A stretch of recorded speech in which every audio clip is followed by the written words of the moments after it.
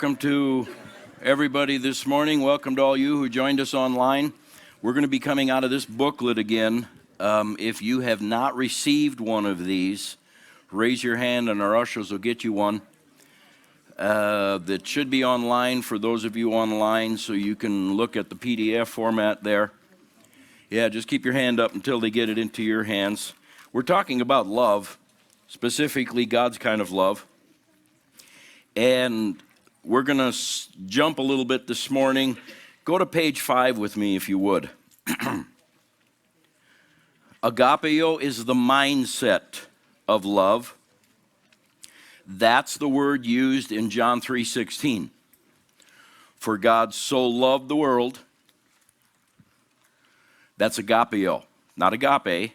Agape is more the action word. Agapeo is the mindset or the mental state or condition of love. We've talked a lot about empathy. In other words, to do love correctly, we have to put ourselves in the other person's place. And I bet you there's times God just scratches his head going, man, this guy is really slow. Because I kept saying, God, I want some really good scriptures on empathy. Good scriptures that talk about in love, we put ourselves into someone else's place. And this morning during prayer time, he said, what about John 3:16?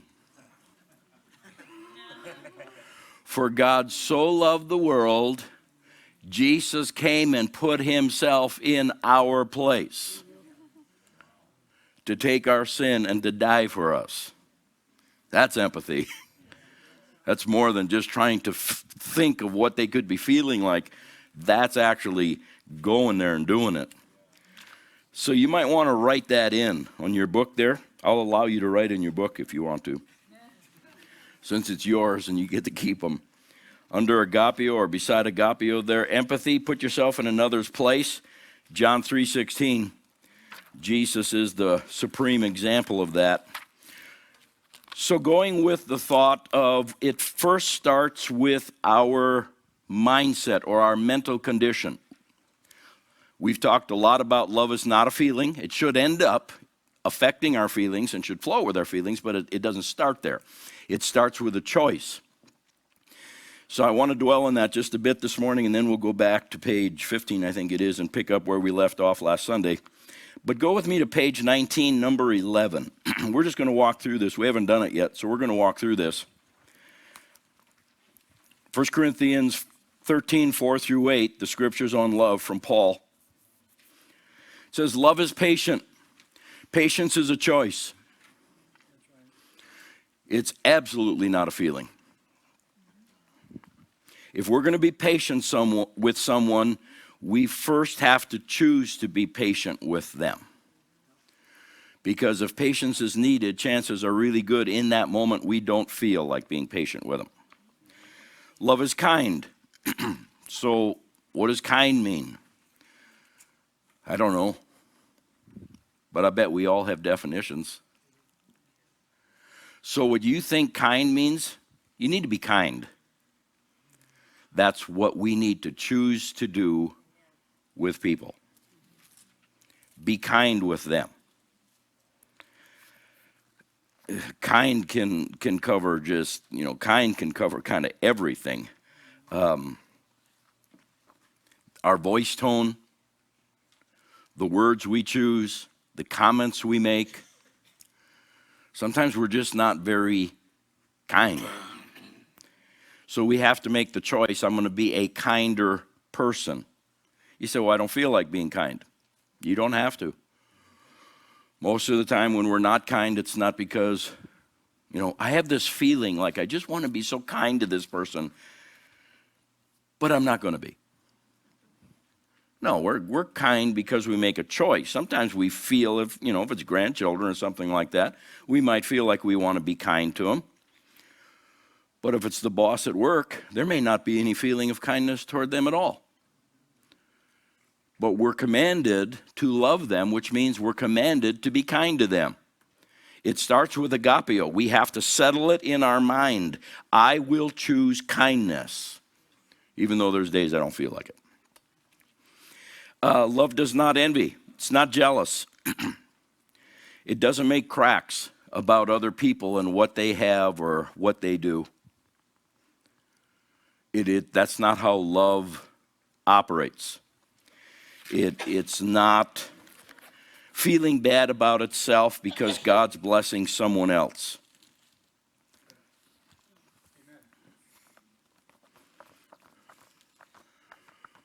Okay, I'll say it. Debating that one. I know for a fact there's people who won't give to this church because they think Mary and I make too much money. Yep. That's envy. That's envy. Just calling it out. That's envy. You're supposed to give as unto the Lord. And the rest is the board and the church's job to figure out. But I know that for a fact because I've been told. I've seen where you live. I'm not going to give any money to the church. You shouldn't live in a place like that. Well, guess what? We moved into that place before we started the church. We moved into that in 2004 when we moved up here. Your giving had nothing to do with it. Just reality check. And we would have stayed in it whether we would have, and we have stayed in it whether you give or not. You're not cheating us, you're cheating you. Because you're not planting seed you can get a harvest out of. What's the core of it? You're jealous. It's called envy. Oh, we love you, Pastor. No, you don't, not according to this word. If I'm jealous over someone or something, I don't love it or them. Aren't you glad you came? Love does not boast. Okay. Malachi, could you give me a little water?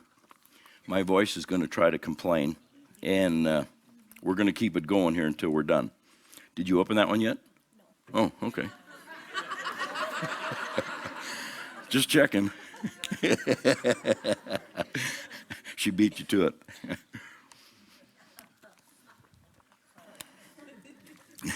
It's a logical question because there's been times people have offered, hey, you want to drink in my pop? And it's like, no, I really don't.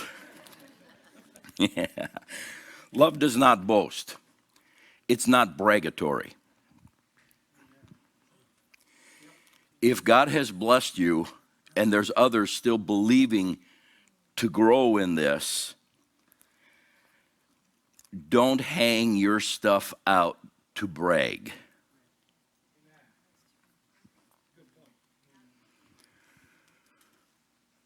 There's people I know who are millionaires who by how they handle themselves and what they drive and et cetera, you'd never know they're millionaires because they're not bragatory. They get something new and they know I'm coming over. They put it in the shed so I can't see it rather than setting it right out front. See, not everybody, whether it's physical things or otherwise, not everybody, we're all growing at different places, different stages. And we got to be careful not to brag of how awesome, we'll say it this way, how awesome God's been for us. Now, there are going to be times he's going to ask you to testify to it. I'm talking about the motive of, I just want to show off. And then there's millionaires I know who, they just want to show off. And they're going to put it out there. And there's some who travel the world, and the only way you ever find out they've been someplace is you ask them. And then there's others who travel the world, and the first thing they bring up, hey, what's new in your life? How you been doing? We just came back from Australia. You want to see the pictures?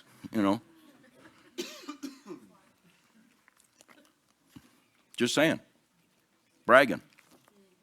Love doesn't brag. You know why? Because if I want what's best for you, and that's what love is, I want you to be the best you can be.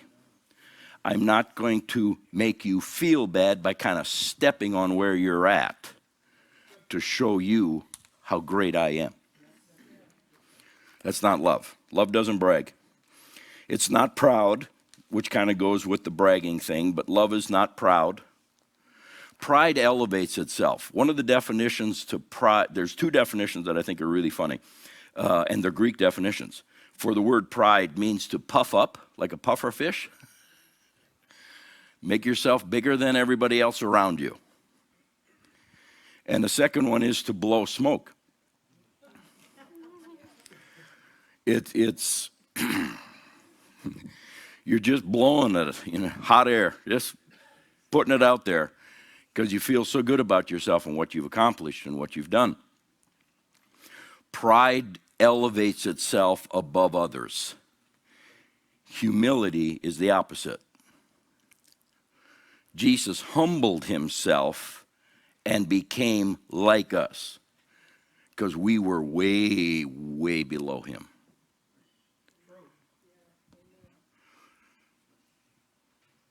Pride, the King James uses the word, it vaunteth itself. It tries to make itself higher, better than. And that can be done in numerous ways.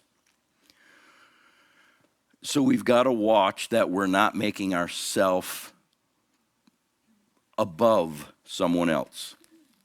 That's not love. It's not rude. That's another one of those, how do you define rude? You can go to Webster and get a definition, and it's like, and rude is different for different people. But again, a good way to apply it is put yourself in somebody else's position. Have some empathy. If you had someone treating you the way you're treating them, would you like that? Or would you consider them rude? By what they're saying, what they're doing.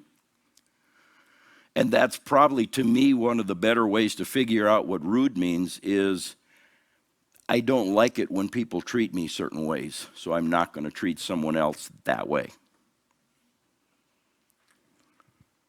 It's a good starting spot because what they're doing makes me feel bad about me, my life, my whatever. That's not love, so why would I give that on? Love is not rude. Love does not make people feel bad about themselves and who they are and what they're accomplishing or what they're not accomplishing. It's not rude. It's not self-seeking. See, now these are all choices. It starts with choices. This isn't a feeling. We don't wake up in the morning and say, today I feel like not being rude. And tomorrow I wake up feeling like being rude.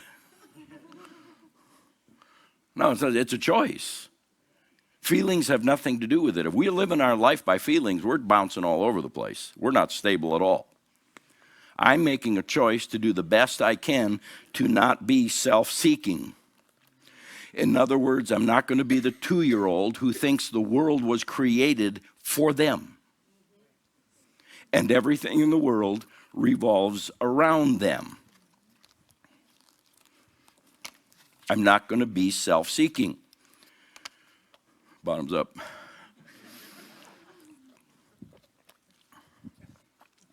One way you can know a self-seeking person is the same way you know a 2 or 3-year-old hasn't figured it out yet. You can be talking to someone and the 2 and 3-year-old will start talking like you had no conversation going on. And you're supposed to stop right there and give all attention to them. That's self-seeking. I'm going to give you, in case you haven't noticed yet, there's adults like that. Yeah. They'll walk right in on conversation. It could be a private conversation. They'll just walk up and start talking. You know what I was thinking? Hang on. I'm talking here. See, it's just an evidence of being self-seeking. Self-seeking doesn't look out for the best of the other person. It looks out for their own best. Covenant is me trying to do what I can to help you. Contract is getting you in a position you do everything you can to help me. Contracts are all about my rights. I don't sign any contract that doesn't give me good rights. Covenant is all about me giving my rights away and trying to do something to help you become a person you're not right now, to make you better. You can't be in covenant and be self-seeking. Contracts are self-seeking. Contract thinking is self-seeking. And here's the sad news. In the Western world, we don't understand covenant. We understand contracts. We have a contract for everything. Our phone, our bank, our house mortgage. I mean, you just go on listing. We've got a contract we sign for everything. Because we've got to have our rights and they've got to have their rights. And we got to know what our rights are in case we get in a tussle. Because we're all self-seeking.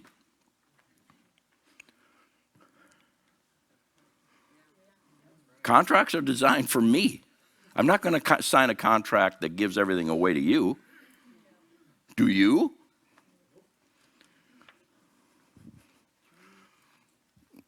We make sure our contracts protect us. So in the Western world, our mind is created to think like that. And I'm not saying we don't need contracts. But what I'm saying is if that thinking gets into how we live and handle people, everything we do with them will somehow have to benefit us. It's self-seeking. Somehow it has to make my life better or I'm not interested. That's not love. Not love. And that's a big one. That's a hard one in the Western world, the self-seeking thing, because it's so ingrained in us. I mean, all you have to do is not be driving 10 miles over the speed limit down some road.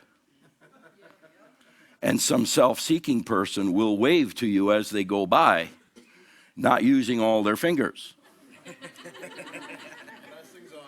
Yep. And they'll yell and scream at you and, what was I doing wrong? You're going too slow. I'm over the speed limit already.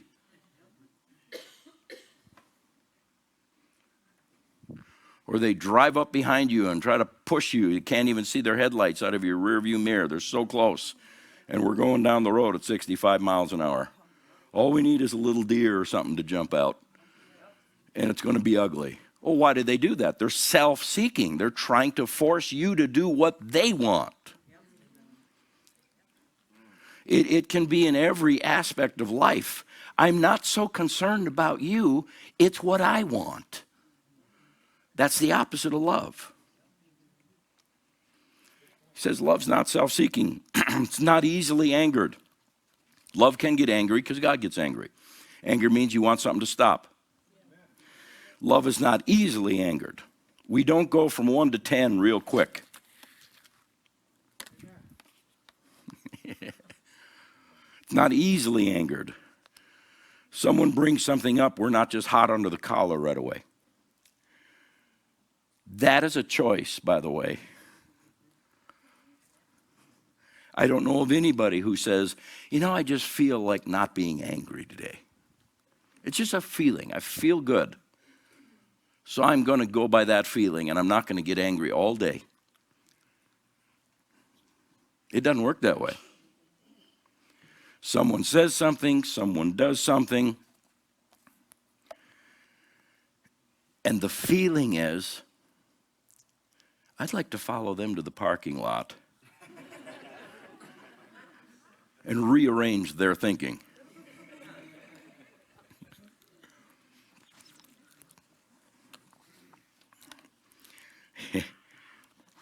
When I wasn't quite as sanctified, I haven't said this for a few years. When I wasn't quite as sanctified, my children probably remember this. When drivers are being really, really selfish and annoying, every so often I'd make the comment, I wish I was in an old truck right now like a 2-ton, with a big board or bumper across the front. And I would just inadvertently turn their car into an accordion. I'm not saying it was God. I'm saying I was frustrated with what's going on around me. Any of you pull trailers? How many of you don't? You've never pulled a trailer in your life. For those of you who haven't, you need to really try to understand the person pulling a trailer. The bigger the trailer, the more you need to try to understand them. They're not going to take off as fast as you in your little car or you in your pickup. They can't slow down as fast. They need more room to turn. So keep your frustrations to yourself.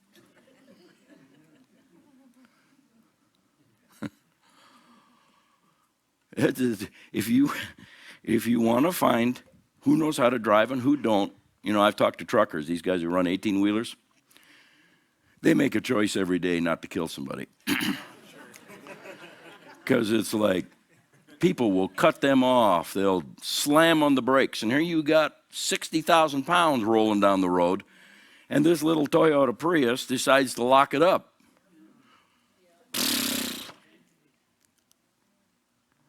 Because they're not thinking. They've never pulled a trailer. They don't realize what it takes to stop this huge thing. So it's all about them. Oh, that's the turn? And before they get around the corner, it could have been a... Well, you wouldn't expect me to go past the turn and take something else and come back. Yes, that's exactly what I would expect. You're too self-seeking. And now you've easily made me angry.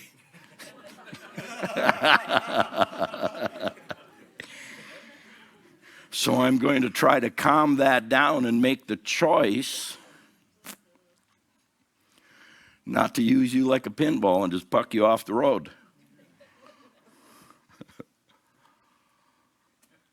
Love is not easily angry. Doesn't mean it doesn't get angry. It makes the choice to sit on it and try to understand the other person and try to work with the other person and try to do what's best for the other person without losing it. It keeps no record of wrongs. That's a big one. Keeps no record of wrongs. I remember what you said 5 years ago. You are a loving person. Do you remember how they were? I shouldn't be, but I'm sure you're going to remind me. Love keeps no record of wrongs. They really wronged me. Why are you not forgetting it? Let it go. Either get it fixed with the person, get on the same page with the person, reconcile with the person, do something other than keep the record of what they did wrong. You can't keep the record of what they did wrong and love them with God's love. Can't do it.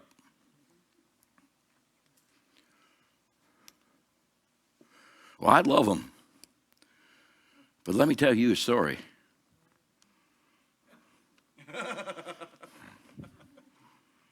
Right here we say, no, you actually don't love them. Oh, I do love them. No, you don't understand what love is then. Because you're willing to throw them under the bus to make yourself look good and make them look bad. That's not love. Husbands and wives, this is a big one. Once you've settled something, you don't bring it up again.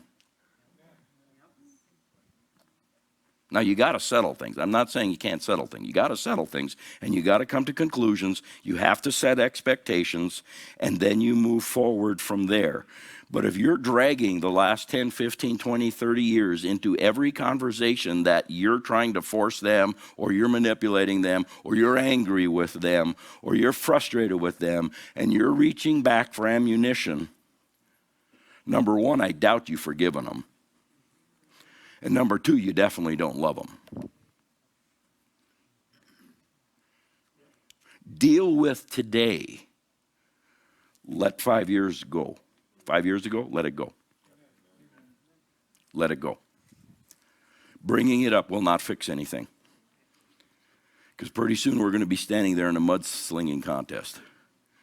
Who can think of the other person or what they did the worst? Because we're going to win. That's not love. That's contract thinking. That's self-seeking. That's willing to put other people down for us to get ahead. Keep no record of wrongs. They wronged me. But I'm going to forget it. And when the opportunity comes, and they always come, to bring it up and make them look bad, I am going to make the choice not to do it. Because love starts with a choice. Does not delight in evil. The word, in the King James, it says, rejoiceth not in iniquity. The word iniquity is a legal term meaning injustice. Love does not rejoice in injustice or delight in injustice. God hates injustice. Why would we love injustice? And of course, in our culture now, in our society, all you have to do is look around at the group who's saying we need to be tolerant of each other and love each other. And then when you don't conform to their way of thinking and something bad happens to you that probably was instigated by them, they rejoice. You want a picture? The riots in Minneapolis after George Floyd died. That whole bunch was out there destroying innocent people's property. Yep, that's right. And rejoicing the whole time. Because they're a movement of love. We're BLM. We're a movement of love. You're a hypocrite. You say what you want to say. Your actions are speaking pretty loud right now. Beating people up who don't agree with you. That's not God. God doesn't do that kind of thing. So the whole culture thing of rejoicing in an injustice, that's getting deeper and deeper and deeper in our culture now. To where people are taking joy in stuff that is just plain wrong. And it's just like a victory. It's a rejoicing to them.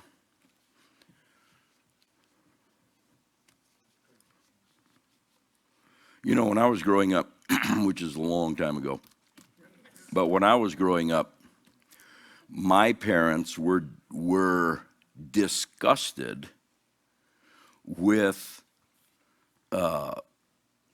like at Halloween, some of the teens would go take pumpkins and smash them on the highway.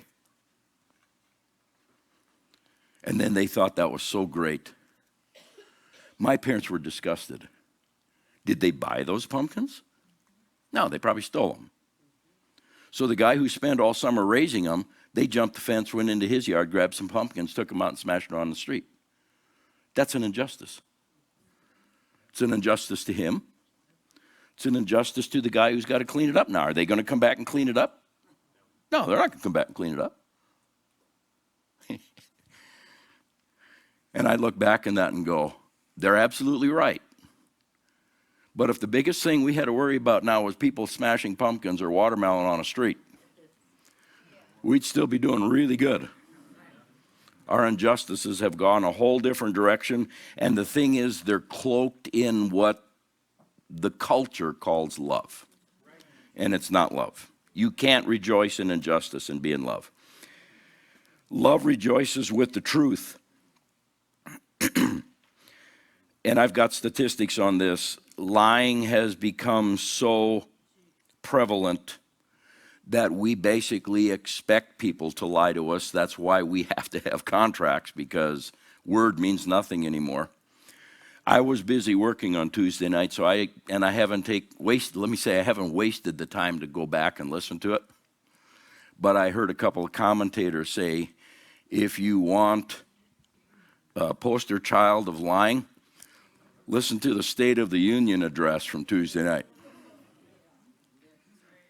You know, I was mentioning to someone, have we gotten to the point that this is kind of just what we expect? Because nobody's upset about it. Oh, whatever. Just Biden blowing air. That's what governments do, you know. Is that how prevalent lying has become in the culture? We just expect it to happen? No big deal to us anymore.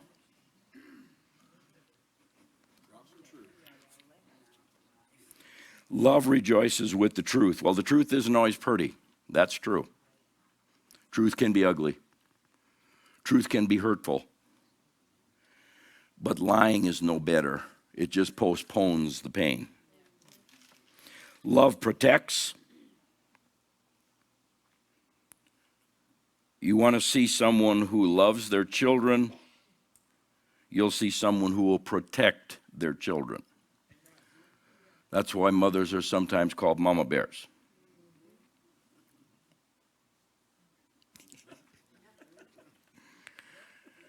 Don't cross mama by doing something to one of her children. And here's the danger of that. If your child is wrong, your child needs to be disciplined and dealt with accordingly. But too often I've seen mama bears protect their children when their children actually needed a little discipline, and they were protecting them even though they were wrong. True love lays your life down. That's the concept of mama bear. That's the concept of a husband who loves his wife, loves his family. Someone comes through the door, he won't hide behind them. You know, someone breaks in the house in the middle of the night. This is funny because when in the area where I was raised, there was a guy who was kind of, very fearful. And she had to do all that stuff. If someone showed up at the house in the middle of the night, he stayed in bed and she had to go check who it was. And it was kind of funny. Everybody knew that he was kind of scared. Husbands don't hide behind if they love them. They get in front. Men who love their cars won't hide when someone goes by and keys it.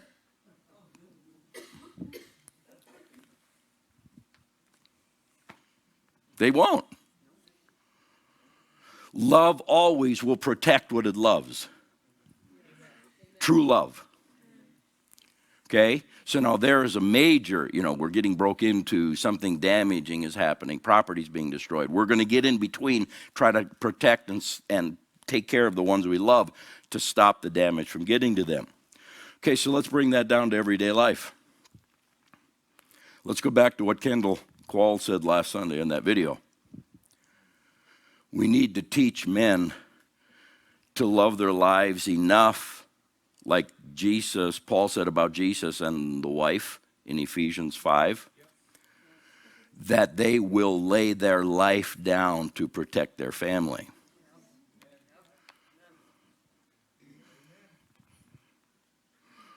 It's like you hear this all the time. Well, I didn't sign up for this in a marriage or a family. I'm out of here.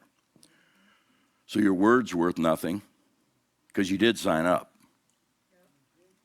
Honor your word. You obviously don't love her and the new child.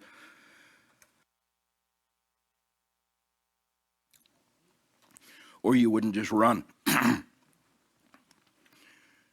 If you loved her and them, you would protect them, which means you would be willing to die to yourself for their sake. Oh yeah, we can see that when we're looking down the barrel of a gun. I'll stand there and I'll protect them. Well, will you die to yourself to stay in the family and live and raise that family and be a husband to that wife? Will you die to yourself for that? Love always protects. Love always trusts. Try to think the best, not the worst. And I'm not saying give all your marbles all at one time. But rather than distrust someone, try to find a way to know what you can trust them with. Don't come from the negative side, come from the positive side. Love always hopes. Love always has a joyful, confident expectation something good is coming. It's more of an optimist than a pessimist. Love is not a pessimist. Oh, woe me. Remember Hee Haw? Some of you old people. Their theme song, remember their theme? I was in high school, didn't know really nothing about nothing at that. I thought I did, but I didn't. And I listened to their theme song, and I knew something was wrong. And I didn't know really anything about faith or whatever, trying to call things of God into being that. I didn't know any of this. You remember their theme song?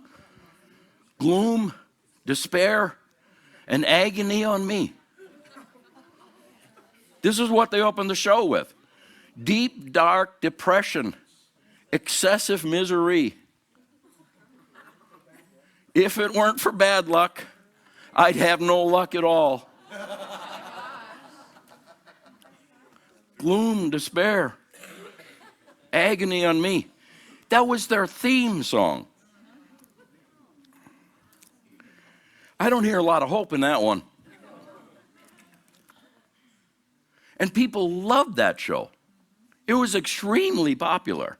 Went on for years and years. Country music show. And they do jokes and this, that, and the other. And who was it? Roy Clark and Minnie Pearl, Buck Owen, that group. People loved it. You can't love God with all your heart, soul, mind, and strength. Love your neighbor as you love yourself. You can't love yourself and sing that song. Or you're really in a pity party. Love always hopes. It's an optimist. It's not foolish. It doesn't make dumb decisions because it'll all work out in the end. Let's just do it. No, it's got wisdom, but it always looks for opportunities to move forward. It doesn't just lock up or start sliding backward. It hopes. God's on our side. This thing will work out. God will come through for us. We can do this. Come on, get up. Quit laying there whining and complaining. There's a life to live.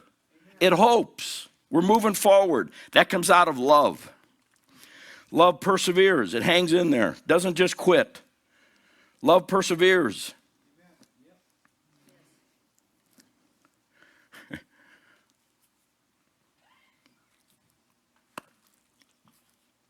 Yeah, I better not. I bet. Love perseveres. Let's just leave it there. And love does not fail. To drop away, to become inefficient or of none effect. That's what the word fail means. Love doesn't just drop out or become inefficient or become of none effect. Love always hopes. It's always trying to move forward. Love always perseveres and hangs in there. Love does not just quit. That's the mindset. I'm not quitting. Now, we're supposed to not quit because of love. But there's like when our children are growing up, if they signed up for a sport and 2 weeks later they wanted to quit, I'm sorry. You signed up, you're going to finish this season. You're going to go all the way through. Oh, but I hate it now. Well, that's life. I thought that about your mother just yesterday. But I signed up and I'm going through. That's where you teach that principle when they're think what you're signing up for before you get in. Because once you gave your word you're in, you're going to be a man, you're going to be a woman whose word counts for something, and you're going to stick out what you agreed to do. Now, as we grow older, that is supposed to be an act of love, and there's actually supposed to be supporting emotion to that that's not always there. But the principles are taught as a choice. You are going to follow through on what you agreed to. You're going to persevere. You're not going to back away. You're not going to run away. You're going to become a person of character. Some depth to you. Those lessons, then God comes along and he says, now we've got something to work with and produce love through them. And when they, as an adult, give their word to you, I will stick with you. I will help you in this. I'll help you get through this rough point in life because I want the best for you. They'll do it. They'll do it. They'll walk it through. That is a quality of love. So those of you who are raising children or going to raise children, they have to learn with every choice, there's opportunity and there's consequence. Every choice has both attached to it. Jesus said you got to count the cost of the consequence to weigh whether the opportunity is worth it.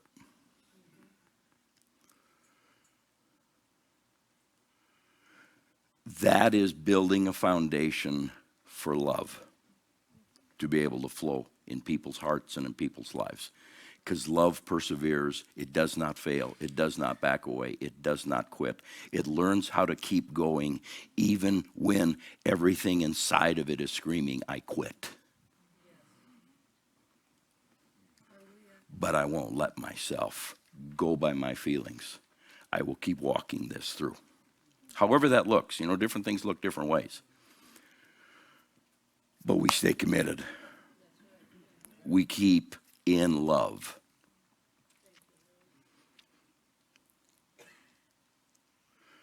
I'll give one little example and then we're done for the morning. When someone walks out of your life or the case comes up that they need to leave your life or however, you can still love them.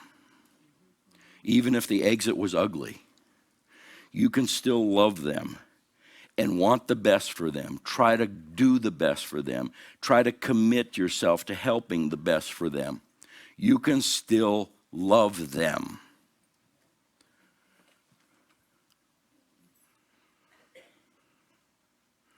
It doesn't mean every relationship is going to last forever. We're on an earth that is not perfect. And sometimes things blow up. Our job is to stay in love. Our job is to stay in love. No matter what the relationship is, our job is to stay in love. I remember Brother Caseman went through a really tough time a number of years ago, shortly after we moved up here. And, I'll just say what it was. He took a stand on alcohol and lost almost half of the ministers in his organization. He said, the Lord told me we're going to be a drug-free organization. He told me in private, he said, I didn't think that was going to be a big deal. I mean, anything illegal drugs and alcohol and that kind of stuff, he said, we're going to be a drug-free organization. That's what God said he wants us to be. So he made the announcement and he lost almost half his organization from the top down. People that were close to him, overseeing regions, they squirt. We're going with our alcohol or whatever drugs they were doing. So how do you handle that? So this is what he said. I remember him saying it numerous times because I'm sure he was doing the best he could to live it because he's human too.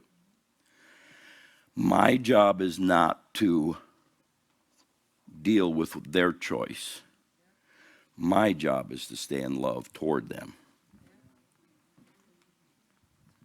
Wish them the best. And there was, human nature is we always have to make ourselves look good at the expense of somebody else whenever we make a decision. You know, there was the people that left AFCM at that time did not go around saying, we left because we like alcohol and we didn't want to give it up. That was the truth.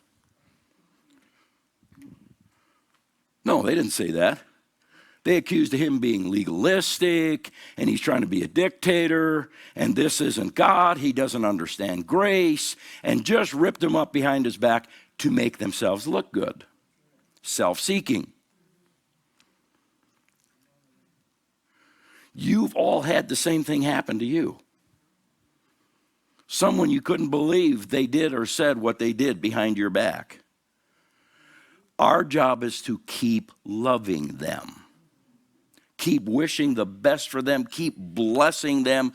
Keep believing God's going to work in their life and prosper them in every area of their life abundantly. That's why it's a command, because that's hard to do. It's hard to keep our attitude right when they're destroying us. But our job is to learn how to live in love and not start doing to them what they're doing to us. If you so unfortunately end up having a break in a relationship of some kind, whether it's a divorce or otherwise, keep your big mouth shut about your partner. And keep it off Facebook.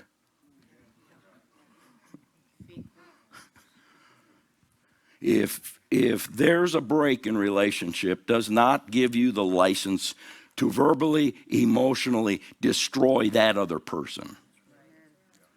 Shut up. That's not God. It's not love. Keep the business right where it belongs, between the two of you and God. And work it right there. You don't need my approval for your decision. And that's what you're trying to get by bad-mouthing the other. Well, you don't know what I was living with. I may not, and I don't care. I never made the vow to him. You did. And if you can't follow through on it and you feel, whatever has to happen, that's fine. But shut up. You're destroying them. And believe it or not, there might be somebody who actually still loves them, even though they're a mess. And we're still trying to love you, and we know you're a mess, because listen to you talk about them.